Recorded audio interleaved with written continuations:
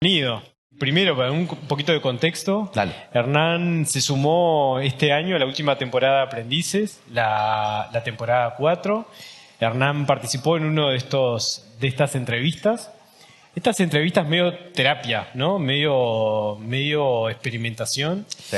Y es Aprendices, bueno, es una serie que nació siendo una prueba de algo. Queríamos invitar a personalidades de los medios, a personalidades del deporte, del teatro, de la educación, de diferentes palos, ¿no? En mi caso fue del deporte. En tu caso del deporte. De riesgo. Y allá por el 2021 arrancamos y realmente nos gustó mucho el formato, pero además porque después de estas entrevistas generamos recursos de aprendizaje, es decir, modelamos actividades para trabajar en el aula. Y sobre todo también un público que muchas veces nos cuesta más, que es el público más grande, que es el de formación docente. Y bueno, y ahí vimos una oportunidad. Y contigo, Hernán, con tu entrevista hicimos un recurso que nos gusta mucho trabajar en formación docente. Así que bueno, creo que lo que me estaban dando indicaciones es que está pronto un videíto, okay, como para que nos despunte la conversación. Perfecto. ¿Está? Así que bueno. 40 pibes de 14 años, de 15 años y un tipo o una mina parados, es lo mismo que un teatro. Hay un auditorio que se va o que se queda, que se dispersa o que no. Entonces, todas las cosas que tiene el pedagogo o el escritor que solamente escribe en voz baja para aprender a que ese nuevo auditorio, multitasking, no muy afecto a la concentración, tremendamente curioso pero de lo que se les antoja, muy rebeldes respecto a la nostalgia del pasado, todo ese auditorio es tremendamente maleable, es arcilla, te lo metés en el bolsillo como querés, si sabés utilizar esas nuevas herramientas. Si no, y lo que vas a conseguir es que se dispersen mucho más rápido, que nunca consigan hablar el mismo idioma.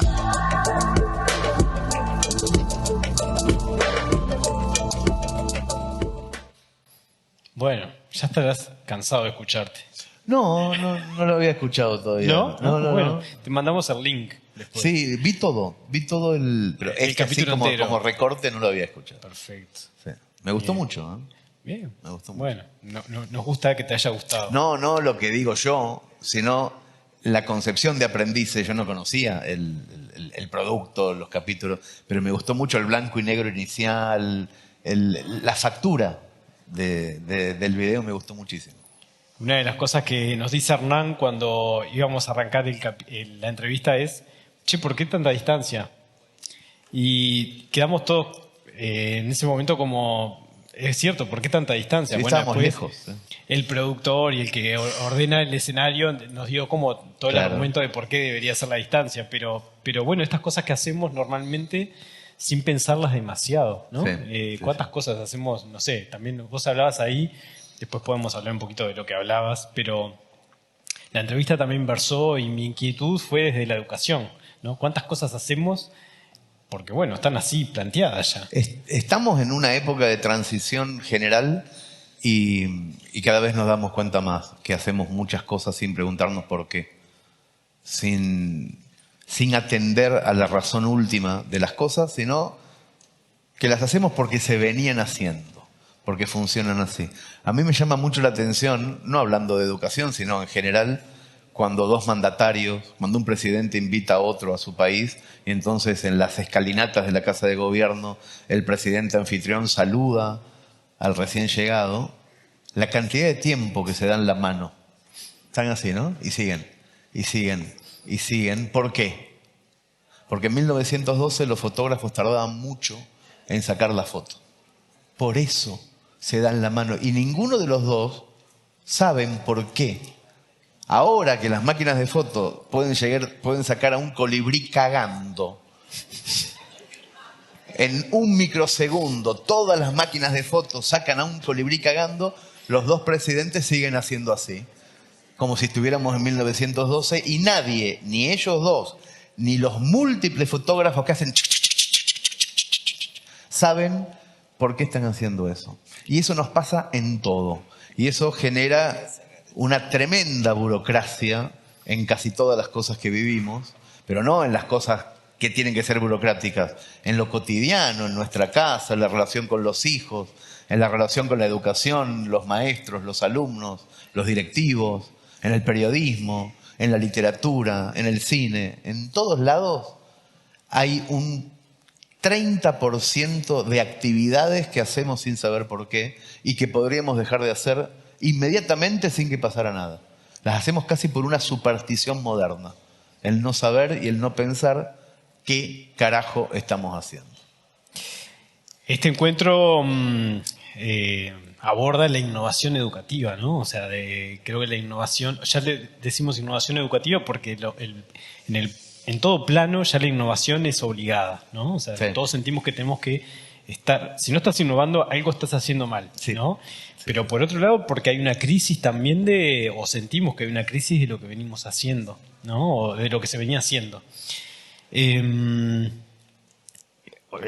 Digamos, toda la jornada y mañana también vamos a estar trabajando esto de estrategias, prácticas, qué hiciste distinto, ¿no? O sea, esta cosa de, a ver, pasame algo de lo que hiciste porque a ver si me da resultado, ¿no? Sí, sí.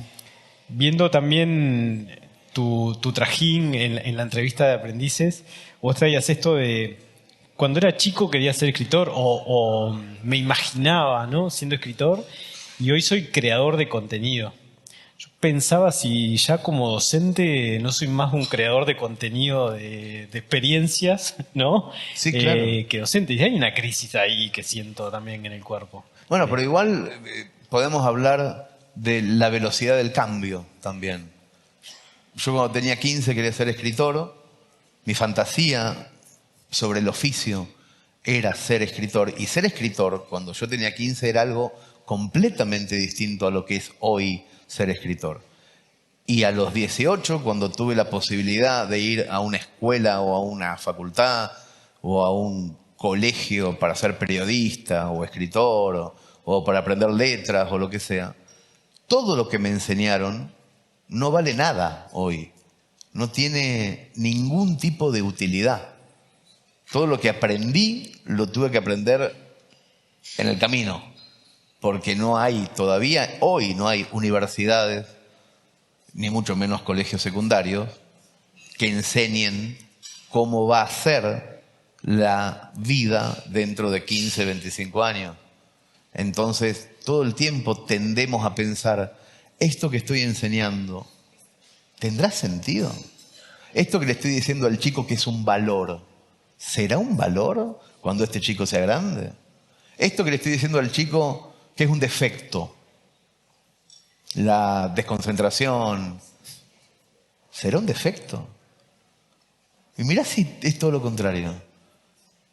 A mí me pasó que mis profesoras me decían unas barbaridades respecto a mi futuro. Tomaban todo lo que a mí me sirvió para crecer como un defecto cuando estaba en el liceo. Todo. La rebeldía, el no hacer lo que ellas y ellos querían, sino otra cosa. Todo eso terminó siendo un valor en mí. Pero en ese momento, en 1988, era lo peor que podías hacer como alumno. Y trataban de bajarte de esos lugares. ¿No estaremos haciendo algo parecido sin darnos cuenta? Y sobre todo a una velocidad muchísimo más vertiginosa. Porque cuando nosotros éramos chicos, hace 15, 20, 30 años para algunos, las cosas cambiaban lentamente. En 1985 había máquina de escribir, en 1990 máquina de escribir eléctrica, la enchufabas, hacía otro ruido, pero era lo mismo. En el 95 máquina de escribir electrónica, que no era eléctrica, que era al tacto. Y tenía quizá un visorcito que podías ver y después no cambiaba tanto. Ahora cada 6 semanas cambia todo mucho. ¿Cómo podemos enseñar? ¿Cómo se hace? O mejor, ¿qué hay que enseñar? ¿Cosas particulares o hay que enseñar directamente que las cosas cambian? O directamente hay que decir, esto no va a ser nunca como pensamos que va a ser otra cosa. Hay que enseñar a amoldarse, a adaptarse, a navegar el cambio desde una profundidad. Pienso en el mar lleno de olas por arriba y aquellos que entienden del mar van muy por abajo para que las olas no los desestabilicen. Hay que enseñar a ir bien profundo, tratando de quitarle sentido a esta vorágine permanente que hay arriba. Hay que enseñar latín. Hay que volver para atrás, para atrás, para atrás, para atrás, porque es la única forma de ir realmente hacia adelante. Me parece que son preguntas nuevas también, completamente distintas a las preguntas que nos hacíamos sobre la educación hace 10 o 15 años. Parece hoy que hace 10 o 15 años estábamos tranquilos respecto al futuro. Nos parecía una vorágine en ese momento, nos parecía imposible, insoportable, pero hoy, visto desde hoy, con los cambios de la inteligencia artificial, nos parece que hace 15 años era un remanso. Trajiste la inteligencia artificial y se me despuntó algo. Vos sos creador de contenido, pero dentro de esos contenidos que creás, escribís historias, Sí. ¿no? ¿Cómo te llevas con... ¿Te preocupa la inteligencia artificial escribiendo historias? No. Son lápices, nuevos, modernos. Ahí no hay ningún problema. O sea, si nos quedáramos ahí, nos estaríamos quedando en el espejismo. Ahí no hay ningún problema. Tenemos otros problemas que me parece que son más acuciantes. Siempre en todas las sociedades, lo que voy a decir no lo estoy descubriendo. Comparto una idea que tenemos todos. En todas las épocas y en todas las sociedades hay evoluciones que a primera vista parecen espantosas y que no son otra cosa más que la evolución natural de lo que tiene que pasar.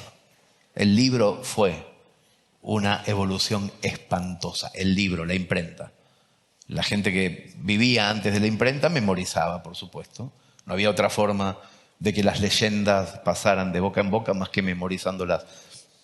Y todo el mundo estaba muy contento con la memorización. Todo el mundo. Era lo que había. Estaba perfecto. Los padres le decían a los hijos, memoriza estos versos. Y así pasaba hasta que vino Gutenberg y dijo, che, ahora escupe papel. No hace falta. Y los viejos estaban, ¡ay, no agarres un libro que vas a perderte de la maravillosa experiencia de la memorización! El libro es el acabose. Bueno, es lo mismo que pasa hoy con la inteligencia artificial. Un montón de gente diciendo, se pudrió, no hay más nada. No, hay otra cosa más adelante, quedémonos tranquilos porque por ahí no es el tema. Por ahí no es. Que yo hablaba con un cantautor amigo y que me decía, pero ahora las canciones las puede hacer la máquina. Sí, dejá, decía yo, que hagan 80 millones de canciones. ¿Qué problema hay? ¿Cuál sería el problema de que una máquina haga 80 millones de canciones? Lo único que va a generar eso en un futuro inmediato es que la canción hecha por alguien sea una canción premium. Lo artesanal, lo imperfecto, lo que de verdad hacemos los humanos, va a ser premium al lado de toda la porquería. ¿Vieron las imágenes hechas por inteligencia artificial? Todo el mundo dice son perfectas y al mismo tiempo son una garcha. Son una garcha, no tienen lógica. Y pueden mejorar, te dicen. ¿Va a ser más perfecto? Sí, ¿qué me importa? Por supuesto que va a haber un montón de gente que los primeros 15, 20 años van a perder el laburo. Como cuando apareció la heladera, perdieron el laburo los que vendían hielo en un sulky, a caballo, casa por casa. Obvio, la evolución genera que un montón de gente se caiga a los costados por lógica. Por lógica. Los vendedores de hielo que iban casa por casa le pedían al Estado un subsidio o que le pusieran mucho impuesto a las heladeras y que se lo dieran a ellos y pataleaban y bueno, y después se van muriendo, los que hacían sombrero también, y así va pasando con todo. Pero ese no es el problema. El problema es cómo enseñamos. ¿Qué cosas? Me parece que tuvo el mismo problema mi maestra de matemática de 7º grado cuando fui con una calculadora. ¿Me la tenía que prohibir o me la tenía que incentivar? A la calculadora. Hoy mi hija, que tiene 7 años, está obligada a llevar calculadora. Yo a los 7 años tenía prohibido llevar la calculadora. Vamos a ponernos de acuerdo. ¿Cómo vamos a enseñar si todo esto fuera un tema de tenemos que aprender de memoria cuánto es 14 por 7? ¿O tenemos que saber tener una calculadora cerca y pensar en otra cosa? Y pensar por encima de eso. ¿Tenemos que memorizar los ríos o tenemos que enseñarle a los chicos a usar mejor el Google Earth? Y así puedo estar 6 semanas dando metáforas parecidas, pero no tengo la respuesta, ¿eh? Digo que me parece que tenemos que empezar a desarrollar la capacidad de ver hacia adelante, un poco más hacia adelante de lo que sospechamos que ya vemos hacia adelante. Un poquito más de creatividad en pensar, ¿cómo será un chico que hoy tiene 7 a los 30? O sea, en 23 años, ¿cómo será? Es muy complicado. Yo no puedo, ¿eh? Yo ya estoy viejo. O sea, ojalá que venga gente con mucha energía y consiga vislumbrar. Yo estoy casi de espectador y esos viejos cascarrabias que dicen, oh, se va todo a la mierda. Se va Comiendo todo a pop. la mierda. Comiendo pop de lejos. Hernán, vos en la entrevista también traías esto de enriquecer lo que hacías, ¿no? Tus cuentos eran mentiras, por ahí decías, ¿no? Podían ser mentiras o no, no Sí. importa, pero es el vehículo para algo más, ¿no? Y ahí yo te preguntaba también cómo si veías que esto que vos hacías también nos podía inspirar también para el aula. El poder de las narrativas, el poder de traer un cuento, el poder de mentir en el aula también. Sí, claro. A mí me parece que lo decía el recorte de esta partecita de la charla, que los chicos son muy maleables, son muy arcilla. Lo que pasa es que son una arcilla nueva. No, nosotros nos recordamos a nosotros arcilla y qué cosas nos divertían en el aula. No son las mismas, son otras.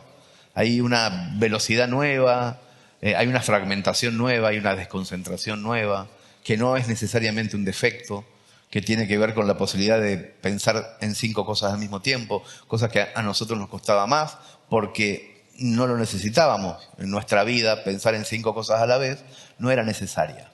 Ahora los chicos tienen casi la necesidad de pensar en 4 o 5 cosas a la vez. Y eso es divertido en un punto, en tanto nosotros sepamos cómo compaginarlo.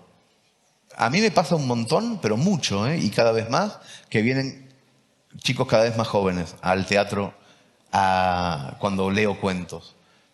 Cuando empiezo a preguntar por qué, a los padres que los traen, no es que los padres están obligándolos a los chicos a venir, sino que los padres en el auto, en viajes largos, empiezan a escuchar mis cuentos, los chicos que están atrás, que no pidieron esos cuentos, también los empiezan a escuchar, se enganchan y después le dicen a los padres, vamos a ver al gordo ese que habla. Y el chico lleva a los padres. Entonces algo hay ahí, yo no sé bien qué. Obviamente no tiene que ver conmigo, sino con la narrativa.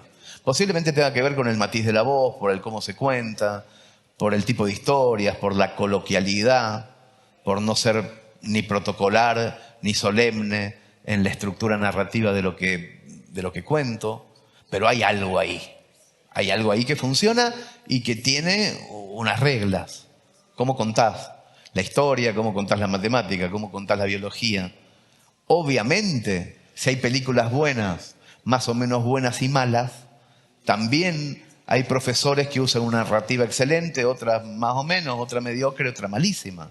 Bueno, empecemos a aprender de que lo hace muy, muy, muy bien, porque el que lo hace muy, muy, muy bien no es que tiene un don, es que ejercitó determinadas características que son funcionales a que un auditorio de 40 pendejitos de 13, 14 o 15 estén atentos y otro no tuvo todavía un resultado de ese ejercicio.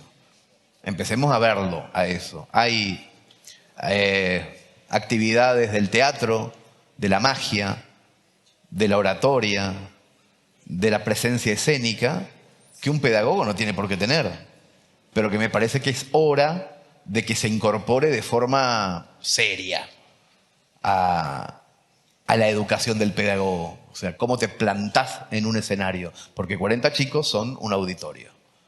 ¿Cómo te plantás? ¿Cómo generás suspenso? ¿Cómo haces que vuelvan con ganas a la siguiente clase? ¿Cómo haces que cuando están aburridísimos, cansados, porque es muy temprano, o porque no comieron todavía, o por la razón que sea, que te atiendan? O sea, por ejemplo, estas dos personas hablando a mí me molestan un montón y yo sigo, pero me molestan. O sea, ¿cómo hace el maestro para decirle, por favor, estamos hablando? O capaz que nos callamos nosotros y hablan ustedes. Entonces, eso pasa, va pasando ahí, todo eso va ocurriendo. Yo puedo entender y puedo seguir para adelante, y el maestro también tiene que seguir para adelante. Hay cosas que tenemos que empezar a conocer que no son educativas, que vienen por otro lado, vienen por algún lado que puede llegar a ser fascinante y que sin embargo a veces puede ser porque nuestros países también tienen problemas bastante más acuciantes que ese, pero es el momento de encararlo también. Desde algún lado hay que encararlo. A mí me parece que es muy divertido pensar en cómo se hace para que una escuela se convierta un poco en un escenario también. Bien. Perdón. Sí, después me di cuenta cuando los vi. Estaba en traducción simultánea. Bien. El concepto de narrativa no solo por lo que uno cuenta, sino como lo cuenta la voz, ¿no? El levantar, el bajar. matiz, generar ciertos suspensos. Hay cosas que el cine tiene que son maravillosas. Cuando estamos mirando una película en Netflix y ponemos pausa exactamente en la mitad, vamos a darnos cuenta que ahí está el conflicto, ahí está el punto de giro. En una clase tiene que pasar lo mismo. Si una clase dura 50 minutos, en el minuto 25 tiene que pasar algo, tenemos que saberlo, tenemos que hacer ¡hop! Cambia, algo cambió. Tenemos que traer elementos del entretenimiento a la pedagogía y quizá también intercambiar ideas y conceptos con gente del entretenimiento para que lo pedagógico tenga también otros toboganes y otros lugares. Pero yo sigo pensando que no estoy diciendo ninguna cosa nueva, es lo que estamos tratando de hacer todos, ¿no? Empezar a aprender. O sea, yo cuando dije esto, pensaba que estaban conversando y miro y veo que están traduciendo y digo, uy, me fui al carajo. Disculpe, perdón. También es eso, es todo, es aprender. Aprender cómo funciona el ambiente completo, de qué se trata. Eso. Disculpen. Me quedé pensando también como esto de traer como otras narrativas de otros lugares al aula. Vos tenés un cuento que después lo llevaste a la radio o al audio, no recuerdo en qué formato está, que es una maravilla, que es La Edad de los Países, ¿no? Uh-huh. Y tengo colegas que lo trabajaron en el aula en secreto. Conozco en secreto. Sí. En secreto no porque puteás mucho. Claro, son historias que tienen muchas malas palabras, casi del stand-up. Sos mal hablado. Sí, muy mal hablado. Muy mal hablado. Pero que funciona el juego. O sea, ¿cómo explicas geopolítica? Bueno, hay maneras, sacándole todas las malas palabras, de explicar ciertas cosas del mundo, o de las matemáticas, o de la biología. Claro que hay maneras. El otro día me invitaron a la UBA, a la Universidad de Buenos Aires, porque un montón de profesores y de investigadores me contaban que estaban incapacitados para explicar en una Navidad cuál era su trabajo. A nadie le importaba, a un antropólogo, a los parientes. Ellos eran muy buenos como antropólogos, pero no eran buenos seduciendo a los parientes sobre su propio trabajo. Y entonces tomamos casos y yo les empecé a contar cómo hacer para contar una buena historia de tu trabajo y que los otros digan, está buenísimo eso.